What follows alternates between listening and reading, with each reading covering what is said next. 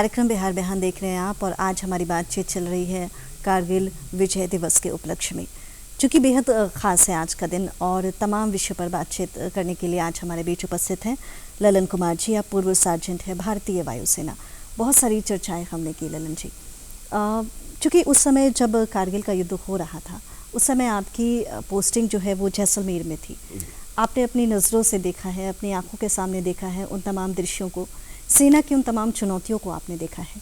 क्या कुछ कहना चाहेंगे उन दिनों के विषय में? कैसी कैसी चुनौतियाँ सेना के सामने थी, सेना के जवानों के सामने थी, और किस तरीके से इन तमाम चीज़ों से पार पा पाए आप लोग?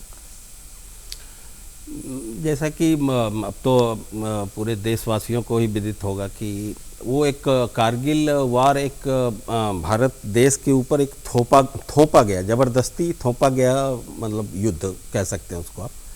क्योंकि आप यूँ तो फौज 24 घंटे 365 दिन उनका काम ही ड्यूटी है युद्ध के लिए, तो वो तो तैयार रहते हैं। लेकिन ये कारगिल का जो युद्ध हुआ इसमें हमारे जो अपोनेंट या जो पाकिस्तान कह सकते हैं, जो पाकिस्तान देश है, उन्होंने ये दिखाने का कोशिश किया कि ये जो हमलावर हैं ये कश्मीर की आज़ादी के लिए एज ए फ्रीडम फाइटर लड़ाई कर रहे हैं। उन्होंने हमें ये शो किया। लेकिन बाद के छानबीन से और उनके जो हमने बंकरों से कागजात वगैरह हमें मिले, तो ये बात तो तय हो गया कि नहीं, ये पाकिस्तान के जो रेगुलर फौजी हैं उनका काम है, उनका कृत्य है ये। हाँ, ये अलग है कि साथ में कुछ उग्रवादी तत्व भी, आतंकवादी तत्व भी उन थे। तो ये तो एक थोपा गया वार था। जैसा कि आपने कहा, मैं सच में उस समय जैसलमेर के अग्रिम सीमा रामगढ़ पोस्ट कहलाता है, वहाँ हम लोगों को डिप्यूटेशन मिला था। और एयरफोर्स का रोल एक्टिव रोल नहीं होता वार में कभी भी। एयरफोर्स सेकंड पंक्ति के सोल्जर होते हैं। अगर आप एयरफोर्स को डिप्लॉय करेंगे तो वो हमेशा आर्मी की मदद के लिए डिप्लॉयड होते हैं एयरफोर्स, वार में, पीस में, जब भी हो। तो अब अगर आप उस समय का मैं याद करता हूँ तो ये तो निश्चित है कि एक एक्स्ट्रा बर्डन फौज के ऊपर आया था। लोगों की छुट्टियां रद्द कर दी गई थी। जो लोग ऑलरेडी अपने घर पे छुट्टी बिता रहे थे उनको वापस बुला लिया गया था। ट्रेनों पे जब फौजियों के लिए जो विशेष ट्रेनें चलाई जा रही थी उसमें रेलवे स्टेशनों के ऊपर ग्रामवासी, शहरवासी, आप विश्वास नहीं करेंगे कि मतलब किस तरह से उन्होंने अपने जज्बात दिखाए फौजियों के प्रति। पानी से लेकर के खान पान के सामान सारे निःशुल्क उन्होंने उपलब्ध कराए आते जाते हुए फौजियों को। ये हमने अपनी आंखों से देखा। राजस्थान जैसे गर्म प्रदेश में जहाँ पानी की भरपूर किल्लत है, हम लोगों को वहाँ पानी की कमी महसूस नहीं होने दी ग्रामवासियों ने, वहाँ के मुखिया हों, सरपंच हों या जो भी हायर अथॉरिटी हो। ये फौजियों के प्रति उनका एक्स्ट्रा, मतलब वो एक्स्ट्रा जज्बात मतलब दिखाना हुआ, वो हम लोगों ने महसूस किया। आमतौर पर ये देखने के लिए ना के बराबर मिलता है। लेकिन कारगिल युद्ध के दौरान जो देशवासियों ने जो उत्साह दिखाया फौजियों के साथ खड़े होकर के कि हाँ हम भी आपके साथ हैं, तो उससे मॉरल फौजियों का बहुत बूस्ट हुआ। और जाहिर है भारतीय फौज की मॉरल तो हमेशा बूस्ट ही रहती है। जी, यदि हम कारगिल युद्ध में बिहार रेजिमेंट के योगदान की चर्चा करें तो क्या कुछ कहना चाहेंगे उन दिनों के विषय में, बिहार रेजिमेंट के योगदान के? बिहार रेजिमेंट देश के सबसे पुराने रेजिमेंट्स में से एक है। आपको लोगों को पता हो शायद, इसकी स्थापना अंग्रेज काल में हुई थी 1941 में। तब से लेकर के आज तक इन्होंने कई रेजिमेंट्स के पास कई परमवीर चक्र, महावीर चक्र, वीर चक्र से सुसज्जित है रेजिमेंट। और साहस के प्रति अगर बात करें, इनके साहस और उत्साह के प्रति, तो हाल के दिनों में अभी आपने चाइना के साथ जो मुठभेड़ आपने पेंगोंग झील पे आपने पढ़ा होगा, देशवासियों ने जाना होगा, बिहार रेजिमेंट के जाबाज थे। और आपने जाना ही होगा इन्होंने क्या किया। करगिल युद्ध में बाटलिक सेक्टर में केवल 7,000 फौजी जो बिहार रेजिमेंट के थे उनका डिप्लॉयमेंट किया गया था। और जैसा वेल नोन उन्होंने अपना काम किया और बखूबी किया। और जहाँ तक मैन टू मैन फाइट का भी सवाल है तो बिहार रेजिमेंट के और गोरखा रेजिमेंट के लोग जो हैं इसमें अव्वल होते हैं। जो मैन टू मैन फाइट होती है, जो खास करके आर्मी के लोगों का ही इनसे सामना होता है। आप आपके सामने आपका दुश्मन और आप इस तरफ, और हैंड टू हैंड वार हो, उसमें भी हमारे बिहार रेजिमेंट के जांबाज अव्वल हैं पूरे देश में, और गोरखा रेजिमेंट, उन्होंने अपना करामात दिखाया। और मतलब जिस चीज़ को लंबा हो जाना था उसको छोटा करके उन्होंने आगे के लिए रास्ता खोल दिया। इन्होंने बाटली सेक्टर में वार किया था, बिहार रेजिमेंट के 7,000 फौजियों का डिप्लॉयमेंट हुआ था वहाँ कारगिल के समय। जी, बहुत सारे सैनिकों को, बहुत सारे फौजियों को परमवीर चक्र प्रदान किया गया था। किसी को कई लोग जीवित हैं, कई लोगों को मरणोपरांत परमवीर चक्र से सम्मानित किया गया था। क्या कहना चाहेंगे इसके विषय में? देखिए, मैं बता दूं देशवासियों को, परमवीर चक्र हमारे भारतीय फौज में, भारतीय फौज ही नहीं कहें, भारत किसी एक देश में, किसी एक लोकतांत्रिक देश में सबसे जो मतलब उम्दा या सबसे आगे की पंक्ति का जो पुरस्कार है परमवीर चक्र कहते हैं। ख़ास तौर से ये, हालांकि ये हमारा देश आज़ाद जब 1947 में हुआ, तब 1950 में परमवीर चक्र देने की घोषणा हुई। इसके पहले इसके बराबर में विक्टोरिया क्रॉस हुआ करता था। वजह ये थी कि हम लोग अंग्रेज़ों के लिए लड़ते थे, भारत की अपनी कोई फ़ौज नहीं थी, हम आज़ाद नहीं थे, हमारे जो फ़ौजी थे वो ब्रिटिश रूल के लिए लड़ते थे। तो उनके लिए जो सर्वोच्च सम्मान होता था वो कहलाता था विक्टोरिया क्रॉस। चूँकि भारत देश आज़ाद 50 में हमारा संविधान बना, उसके बाद हम लोगों ने परमवीर चक्र की घोषणा, तब से लेकर के आज तक हजारों सैकड़ों में लोग होंगे, लेकिन 2 या 3 जो मुझे याद आ रहा है, जो सौभाग्यशाली वीर हैं जो आज जीवित हैं, और अपने आप में एक वो, मैं हमारे लिए तो वो तीर्थ हैं। अगर एक किसी फौजी के लिए पूछा जाए कि जीवित परमवीर चक्र विजेता से मिलना, तो वो एक तीर्थ के समान है। हमें जहाँ तक नाम याद आ रहा है तो एक ग्रेनेडियर योगेंद्र यादव जी हैं, एक बन्ना सिंह जी हैं जेसीओ, जो कि ग्लेशियर के वार में उनको परमवीर चक्र मिला था। अदम्य साहस, अकेले लड़ने का साहस। और एक राइफलमैन संजय कुमार जी हैं जो अभी जीवित हैं और परमवीर चक्र विजेता है कारगिल वार के। चूँकि आपने बताया कि हर सेना की अपनी एक भूमिका होती है किसी भी युद्ध में, किसी भी वॉर में।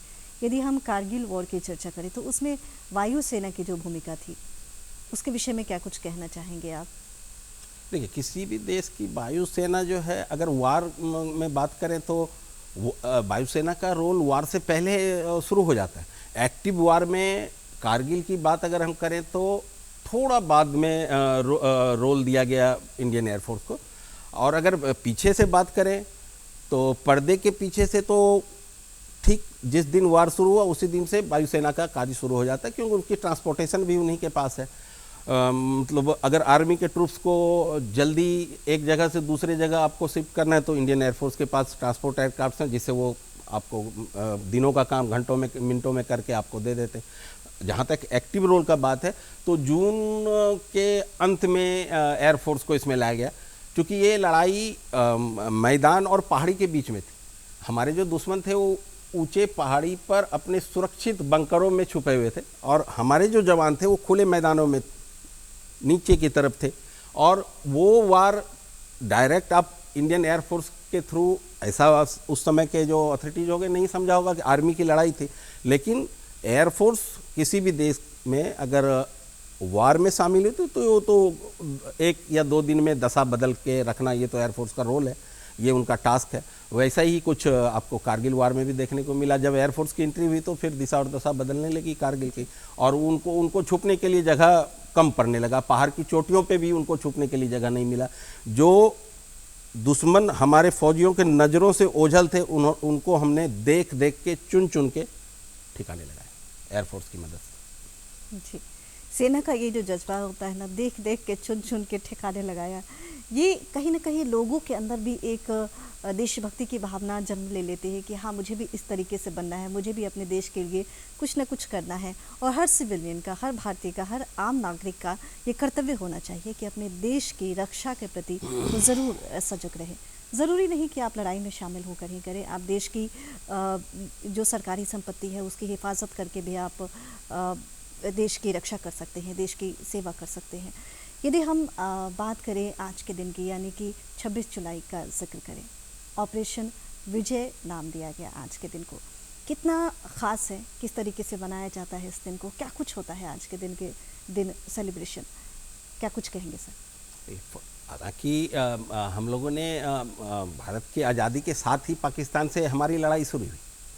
अगर पाकिस्तान को हम अपना दुश्मन मान के ही चलें तो 1947 में उससे अलग होने के बाद तुरंत बाद 1948 में ही उन्होंने पाकिस्तानी युद्ध छेड़ दिया था। हमें पता है, हमने भारत की एक खासियत रही इस देश की कि भारत देश ने कभी किसी के ऊपर युद्ध थोपा नहीं। इतिहास गवाह है, आप उठा के देख लें। सरकारें चाहे किसी की भी हो, हमने युद्ध किसी के ऊपर थोपा नहीं है। हाँ, ऐसा हुआ है कि ज़बरदस्ती का युद्ध 3 या 4 हमारे ऊपर थोपा गया है, खास करके पाकिस्तान के द्वारा। 1948 ले लीजिए, 1965 ले लीजिए, 1971 ले लीजिए, जिसकी कि भरपूर परिणाम भुगतना पड़ा पाकिस्तान को, 2 टुकड़े हो गए। उसके बाद 1999 में देखें, हालांकि किसी भी युद्ध में वो कहीं नहीं टिके, किसी तरह भारत के सामने नहीं टिक पाए। लेकिन ये कारगिल युद्ध खास इसलिए है कि इसके जो कारगिल युद्ध में भाग लेने वाले लोग थे वो अभी जीवित हैं और सकुशल हैं। जो शहीद हो गए, मैं उनकी बात नहीं कर रहा, लेकिन जो जीवित हैं उनके लिए ये खास दिन है, क्योंकि उन्होंने वो चीज़ खुद अपने हाथों से प्राप्त किया जिसको कि देशवासी महसूस कर रहे हैं। फौजियों ने उसको अपने हाथों से लेके, वो बॉर्डर से लेके आए हैं अपने देशवासियों के लिए, जिसके ऊपर कि दुश्मनों का कदम पड़ गया था। भारत देश के ऊपर दुश्मन का कदम हमने 2 महीने तक बर्दाश्त किया। यही एक अपने आप में सोचने का बात है फौजियों का। हमने 2 महीने तक बर्दाश्त कर लिया, हालांकि उनका परिणाम वही होना था जो हम जानते थे कि वो हारेंगे, लेकिन 2 महीने हमने बर्दाश्त किया। आज का दिन हर एक फौजी यूनिट, किसी भी आप एयरफोर्स, आर्मी, नेवी, किसी भी यूनिट में चले जाएं तो आपको एक समारोह का माहौल मिलेगा। सारे फौजी अपने स्पेशल ड्रेस में मेडल के साथ मिलेंगे और एक अलग माहौल आज के दिन मिलेगा। वजह वही है कि हमने अब खुद से प्राप्त किया है, किसी की दी हुई नहीं, हमने छीन के लिया उनसे जिन्होंने हमारे ज़मीन पे कब्जा किया, और ये हम महसूस करते हैं आज के दिन। जी, कई ऐसे युवा हैं जो कि जाना चाहते हैं, देश की सेवा करना चाहते हैं, देश की रक्षा करना चाहते हैं, और जाहिर सी बात है करियर भी चाहते हैं कि मुझे सेना में मैं जाऊं, अपना करियर बनाऊं। तो चूँकि आप वायुसेना से हैं, भारतीय वायुसेना से हैं, क्या कुछ गाइडलाइन देना चाहेंगे उन्हें, क्या कुछ मैसेज देना चाहेंगे? देखिए, हाल के दिनों में तो भारत सरकार ने जो एक नया स्कीम इंट्रोड्यूस किया है, तो पहले तो काफ़ी विरोध हुआ युवाओं द्वारा। हालांकि वो बहुत बड़ी गलती कर रहे थे, जो विरोध कर रहे थे वो गलती पर थे। अब उनको समझ में शायद आ रहा हो। अभी एयरफोर्स ने अपनी एंट्री शुरू कर दी है, उन्होंने वैकेंसी शुरू कर दी 4 साल के लिए, जो अग्निवीर स्कीम के तहत जो जवानों को बुलाया जा रहा है। आप इस तरह से इसको लीजिए ना कि 4 साल के लिए विथ पेमेंट आपको एक बेस्ट, वर्ल्ड के बेस्ट ऑर्गेनाइजेशन में आपको ट्रेंड करके 4 साल सर्विंग आपसे सर्व करा के आपको बाहर में एक आम नागरिक के साथ भेज रहे हैं। आप खुद अंतर महसूस करेंगे जब आप वो 4 साल काट के बाहर आते हैं। आप आम जनता और आप में जो अंतर होगा वो आप महसूस करेंगे 4 साल की सर्विस के बाद। रही बात कैरियर की, तो हमारे जनरल बिपिन रावत CDS स्वर्गीय, उन्होंने पहले कह दिया था, ये जो फौज है इनको नौकरी का जरिया आप बिल्कुल ना समझें। ये नौकरी का जरिया नहीं है, ठीक है, इसमें पेमेंट है, भत्ते हैं, सब कुछ है, लेकिन आप अगर तुलनात्मक अध्ययन करें किसी और सर्विस से इसका, तो फिर आपको दुविधा होगी। ये एक बिल्कुल भावनात्मक बातें, देश सेवा का जरिया है। आपका घर है, आप अपने घर को सुरक्षित रखेंगे या नहीं। अगर आप नहीं रखते हैं तो आपका पड़ोसी आपके ऊपर हमलावर होगा। तो चूंकि आपका घर है, आप अब बड़े परिप्रेक्ष्य में देखें तो समाज है, आपका राज्य है, आपका देश है। किसका देश है? आपका देश। किसको करना है? आपको करना है। सिंपल बात। करेगा कौन? आप ही को तो करना है।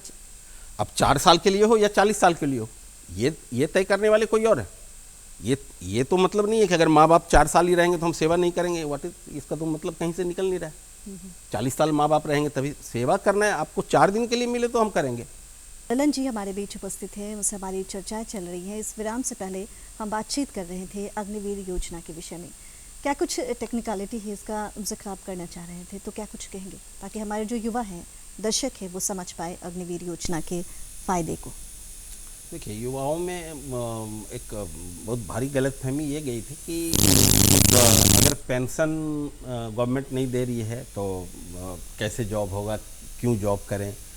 क्या मतलब है जॉब का। तो ये जो अग्निवीर स्कीम है, इसके तहत गवर्नमेंट सिंपल, इसमें क्या है कि आपका एक धड़ा फौज का हमेशा जवान रहेगा। गवर्नमेंट की प्लानिंग यही कि अगर एक 19 साल का या 20 साल का एक युवा फौज में शामिल होता है और वो 24 साल में फौज से बाहर आ जाता है वेल ट्रेंड होकर, क्योंकि लोगों का नज़रिया क्या है, फौजी हैं तो बम बारूद गोला बारूद इन्हीं से मतलब है। ऐसी बात नहीं है। फौज के अंदर आपको हर विधा के लोग मिलेंगे, मेडिकल के, कॉमर्स के, अकाउंट्स के, टेक्निकल, इंजीनियर्स। जब आप किसी एक अच्छे संस्था में 4 साल विथ पेमेंट जॉब कर रहे हो और उस 4 साल के बाद आप वहाँ से निकलने के बाद सिविल में आते हो, सिविल का इन द सेंस कि फौज आपको छोड़ती है, तो आप बाहर में किसी आम युवा से तो अलग यूं ही हो गए, क्योंकि आपने 4 साल अग्निवीर कोर्स किया और पूरे जीवन एक टैग एज ए अग्निवीर आपको जो सम्मान मिलेगा हर एक संस्था में जहां भी आप काम कर रहे हैं, आपका काम दूसरों से अलग होगा। ये चीज़ें आपको आगे लेकर के जाएंगी। क्यों? आज भी आप देख लें, अपने 20 साल की सेवा ख़त्म करने के बाद जो भी फौजी बाहर के सेक्टर में आकर के काम कर रहे हैं, उनकी काम की तारीफ हो रही है, उम्दा काम हो रहा है, दूसरे लोगों से बेहतर और अच्छा। वजह यह है कि वो सम्मानजनक संस्था है। तीनों फौज, हमारी भारत की फौज जो है वर्ल्ड में नंबर 4 की फौज है। तो इस संस्था में अगर आपको 4 साल का सेवा का मौका मिलता है तो अवश्य जाए। अच्छा उनका वेतन है, आपको किसी तरह से कोई परेशानी नहीं होगी और बेफिक्र होकर के जाए। गवर्नमेंट ने एक अच्छा कदम उठाया युवकों के लिए, और चूँकि बेरोजगारी की जो अभी देश में हाल है वो सब हम लोग जान ही रहे, और इस तरह से आप 4 साल के बाद बेरोजगार नहीं हो जाएंगे, एक उम्दा इंसान की तरह आप समाज में फिर से वापस आएंगे। इस बात का आप विश्वास रखें। जी, कई ऐसा परिवार है जिसके घर के जो बच्चे होते हैं वो शहीद हो जाते हैं, उस घर का लाल शहीद हो जाता है।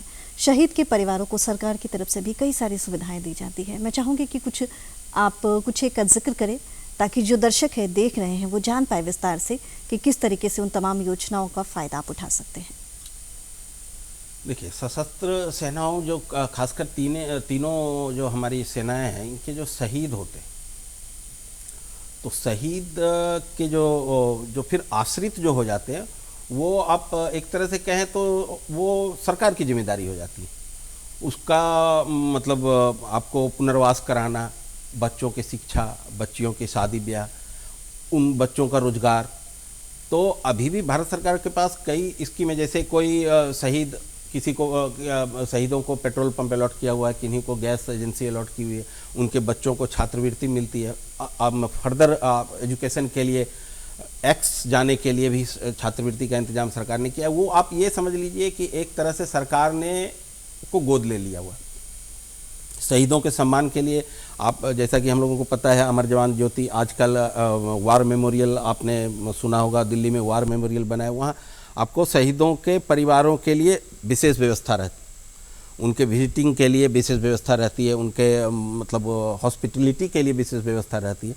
तो ये सम्मान तो हमारे देश में शहीदों के परिवारों को हमेशा से मिला है, और हर तरह से सहयोग भारत सरकार करती है उसके पुनर्वास के लिए। जी, चूँकि आपने एक लंबा अरसा दिया है सेना को, और एज ए सिविलियन अभी आपकी ज़िंदगी है, अभी भी आप नौकरी में हैं, अभी भी आप अपनी सेवा दे रहे हैं, कितना कुछ अंतर महसूस कर पाए हैं आप एज ए सिविलियन और जब आप सेना में थे, जब आप फौज में थे?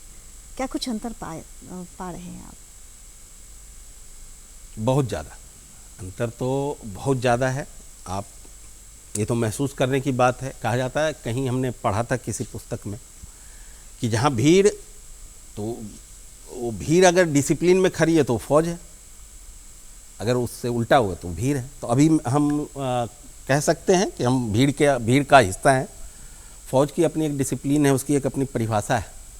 जब आप फौज की किसी यूनिट के बगल से गुजरेंगे और आपको बूटों की थाप एक साथ ज़मीन पे पड़ते इसकी आवाज़ सुनाई देगी, तो आपको वो चीज़ें आप बाहर मिस करते हैं।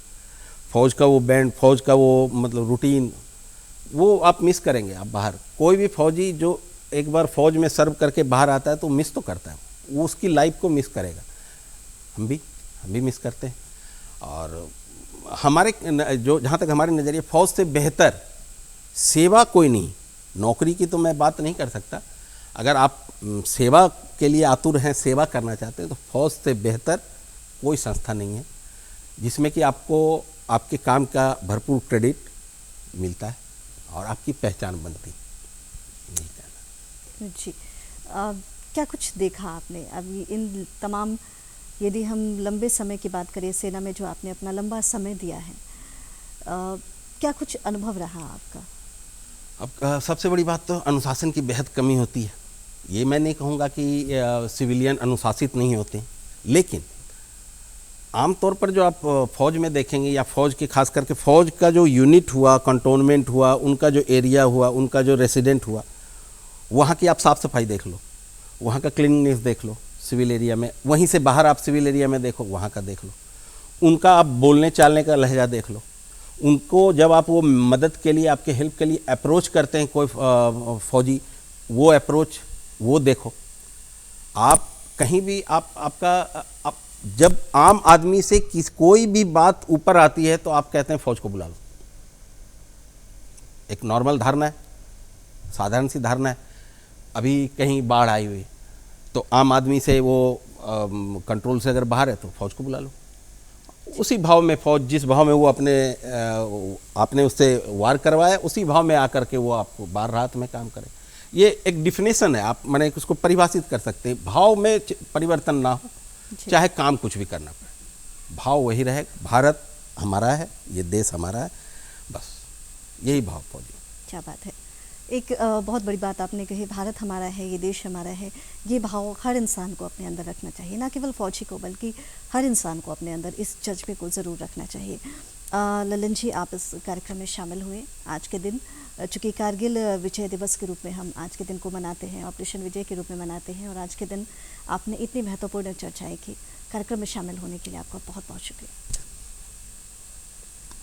तो दर्शकों, आप देख रहे थे ये विशेष बातचीत जो हम कर रहे थे ललन कुमार जी से। आप पूर्व सार्जेंट भारतीय वायुसेना से हैं।